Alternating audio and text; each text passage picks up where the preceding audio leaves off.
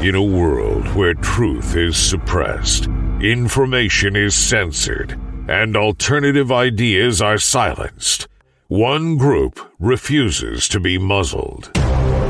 Despite shadow bans on social media, low downloads, and crickets on Patreon, one group refuses to be a mainstream media puppet. Today, we honor that one group, the heroes of the cannabis airwaves. Ladies and gentlemen, put your hands together for the Potcasters.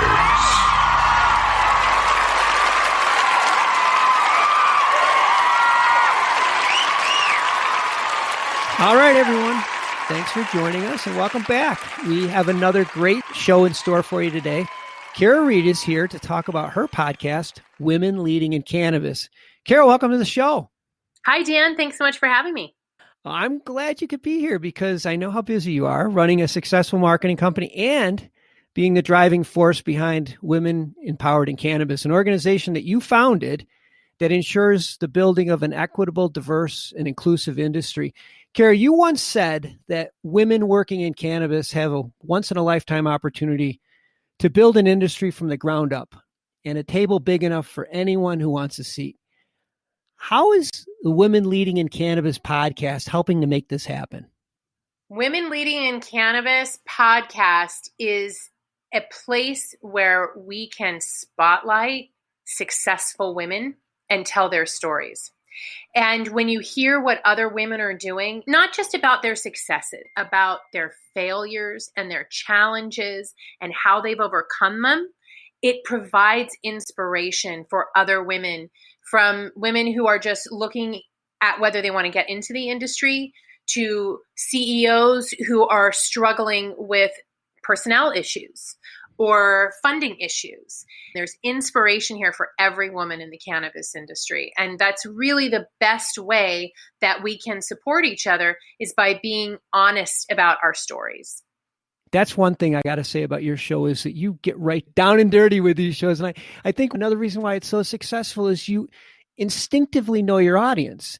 And more importantly, you stay true to your audience. And I always wanted to ask you, with all the applications that you receive from guests wanting to be on your shows, how do you determine which applications you accept and which ones you decline? Any applications that mention a focus or dedication or background to women and or minorities, it says to me that woman holds that as one of her values, so she puts it forward in anything that she does about who she is.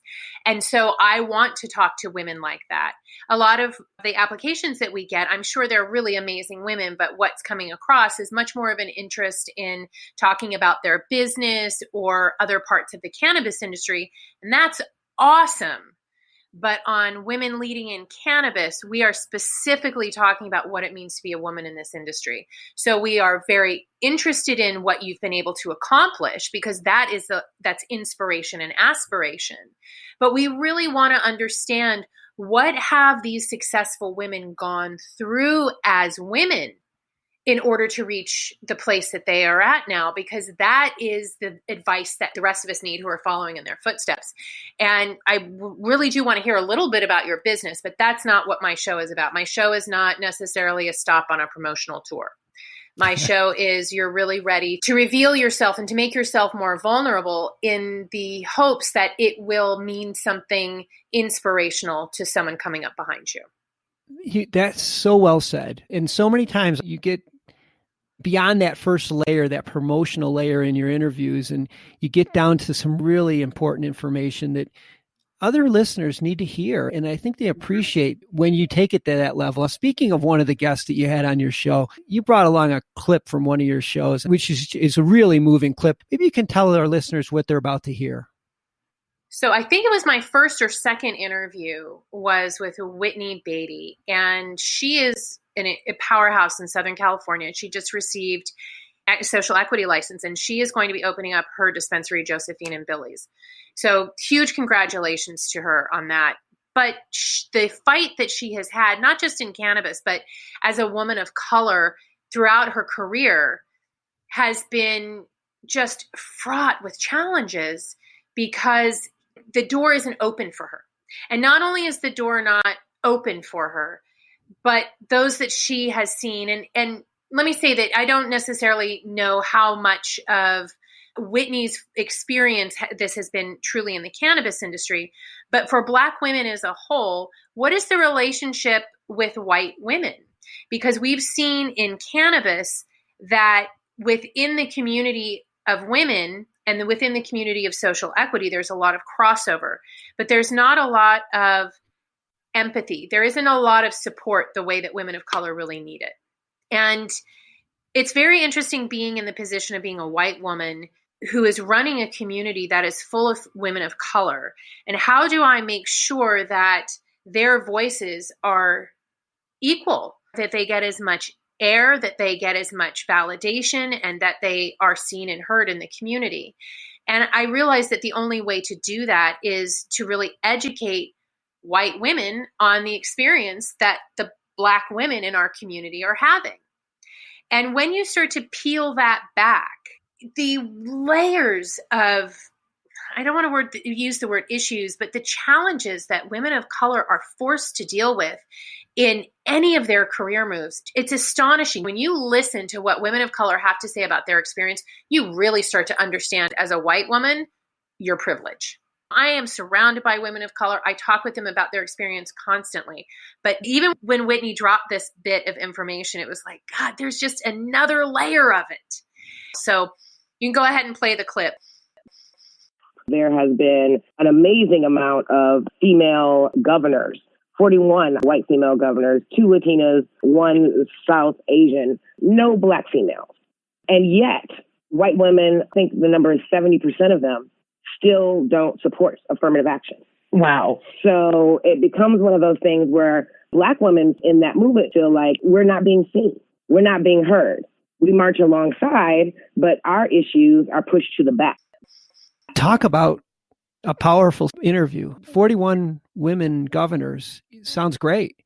But then when you peeled back a couple layers and you find out, well, we might be missing something here. Exactly. And that how many white women are against affirmative action? And not to get too into this conversation because it's more about the podcast, but you really begin to see how much we haven't had these conversations and how uneducated women actually are as also being an oppressed group, that our sisters are struggling so much and in so many different ways that we never ever experience or never understand unless we stop and we listen to the experiences of other people. So that's really what I also want Women Leading in Cannabis to be about, is the opportunity for women to get to share their life and their experiences and the challenges that they have that others may not be aware of. But if one woman is experiencing it, many women are experiencing it. And that's the beauty of the podcast, is that you can spread this message to exponential number of people, and they can understand this really from the source, which is, I think, so much more powerful and emotional. This is a sound that cannabis companies hear when they try to place an ad on Facebook, Twitter, or Google. The tech overlords' arbitrary discrimination against our industry is unfair. But until they change their restraint of trade policies, we need an alternative way to share our message with our customers. Cannabis podcasts are one of the last advertising platforms not controlled by the tech monopolies. And for as low as $9.99 a week, cannabis companies have the freedom to play their uncensored commercials to customers around the world. Don't let the tech bosses dictate how you run your business. Go to PodCONX.com, that's PodCONX.com, and for just $9.99 per week, you can go from this to this.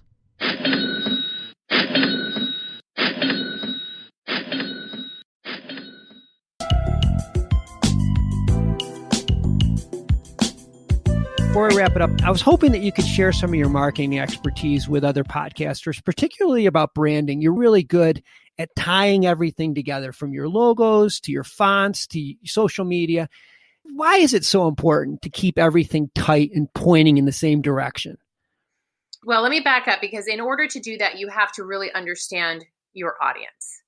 And you have to choose one audience that is your main audience that you direct everything to. And it can be really scary when you want to appeal to everybody, or you think that you appeal to everybody. No branding appeals to everybody. And when you try to be something for everyone, you have no purpose. You have nothing. You have no ground to stick your flagpole in.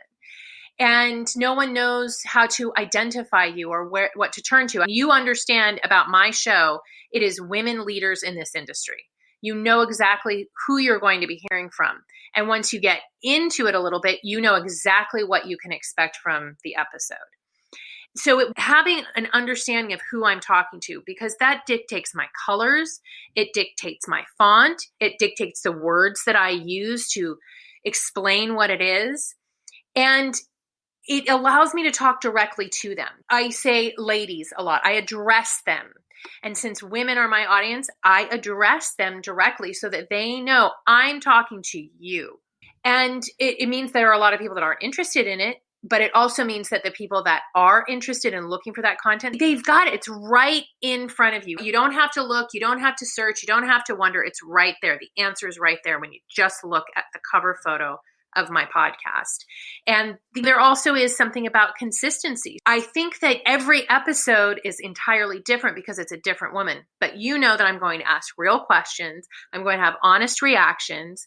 I'm going to take my guest and challenge my guest a little bit in what they're willing to express and how vulnerable they're willing to be, and that it's going to be transparent and real. And we're going to talk about issues of race. We're going to talk about LGBTQ. We're going to talk about the experience of being a woman and oppression and what it's like to look for funding and all of the things that are really real for us. But that's my show. Other shows are focused on promotion. Other shows are focused on funding. Whatever, that is the focus of your show, and stick to it.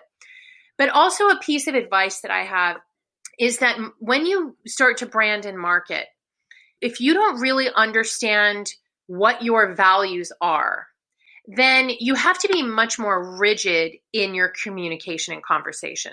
You can't just let things wander, try a different question or get a little deeper, because your sandbox hasn't been built. So it's just like you've just dumped sand everywhere. If you've got a sandbox that is a walled off area, and this is your audience, then there's so much you can build within that sandbox. But if you don't have those borders around it that keep that area, that walled garden, you have a mess. So that's really the best way to think about your brand. Put your walls around it, put your guardrails around it, and play like crazy, but don't go outside of those guardrails. Then you have a mess.